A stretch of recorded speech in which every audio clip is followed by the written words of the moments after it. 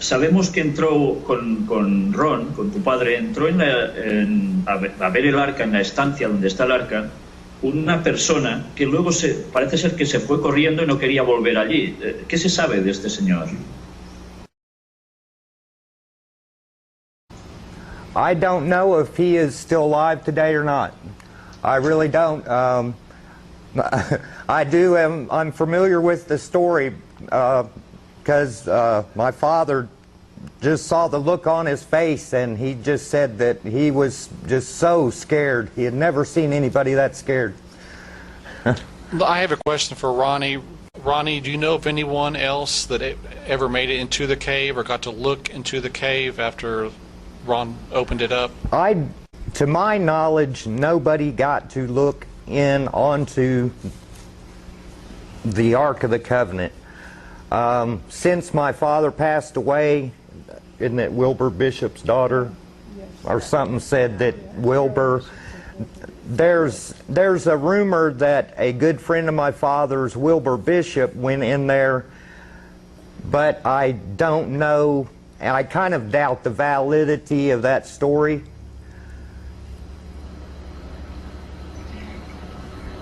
Ronnie, ¿tú has vuelto allí? Have I been to the Ark of the Covenant?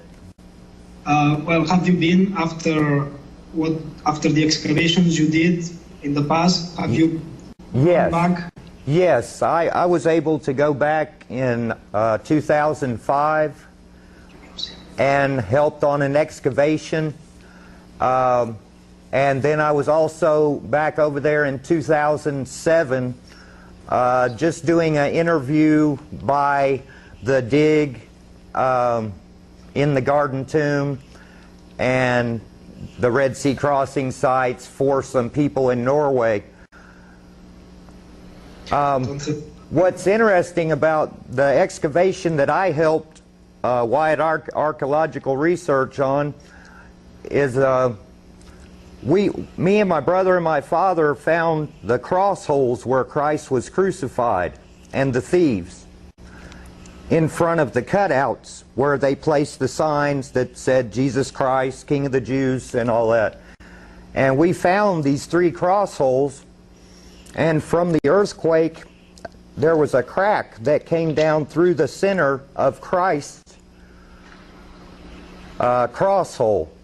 And that's where Dad first got his first blood sample, was from the crack in that rock. Even though it was very dirty, I'm sure, from just dirt.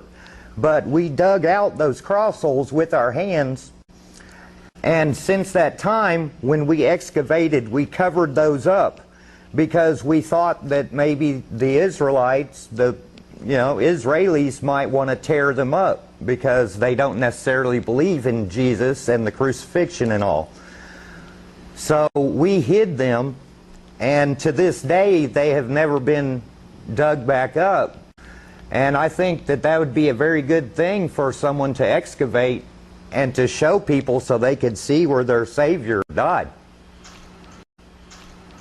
I got a question for Ronnie. Ronnie, could you tell them about the experience your father had when his arm stuck up and he said, "There's Jeremiah's grotto"? Could you tell them you were there with them? Yeah. Just one second, let me translate it for.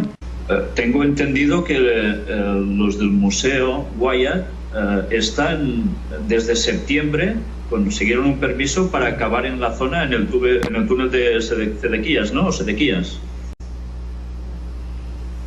What? WAR doing excavations. Oh. They did a dig in Zedekiah's cave. Yeah. Yes. Yeah. They did not do a dig there at the Ark of the Covenant. Teóricamente es el mismo lugar, en uno de estos túneles donde se encuentra el arca, ¿no? Located? The ark is not at Zedekiah's cave. There is a tunnel that leads from there 375 feet north up into the Garden Tomb grounds where the Ark cave is located. Ronnie, can you tell them about your father's arm sticking out? There was a time we went to the Garden Tomb. Sometimes when we went to Israel, they would be having something going on in the Garden Tomb, and sometimes we'd have to go somewhere else. and find other things to do while they were having meetings and What stuff. year was this? What year? 78? Probably 78 or 9. About 78 or 79, we were walking in the garden tomb, and we were just walking along, and some friend of a man was with us, and my brother and my dad, and we were walking along the sidewalk in there, and my dad's arm just reached up, and he goes, "That's Jeremiah's grotto, and the Ark of the Covenant's in there." And we looked over, and it was just a big trash heap, where a pit where they had filled it with trash and like dead cats and rats, and it was just a mess. And that's when he first realized, and he didn't even know why he stuck his arm out, but we had been praying about God to show us what to do, and that was just how God answered his prayer. He showed him right to it. You know, it seemed like everything that my dad found, God led him right to it. So there was never any real problem. Even in the Red Sea, when we went for the golden chariot wheel, we found it right away.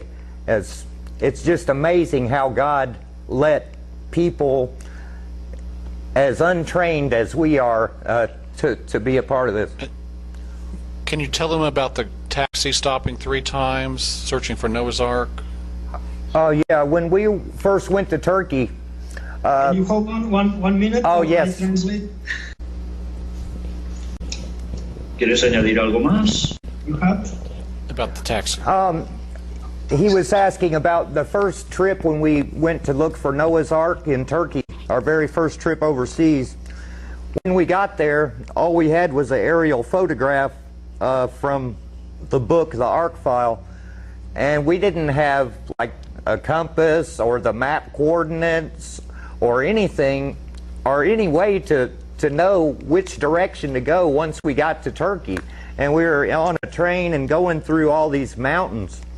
And then we got down to the town Dogobazit or something like that. And we were driving in a taxi, and my dad said, "Guys, there is no way we're going to be able to know which direction to even start looking."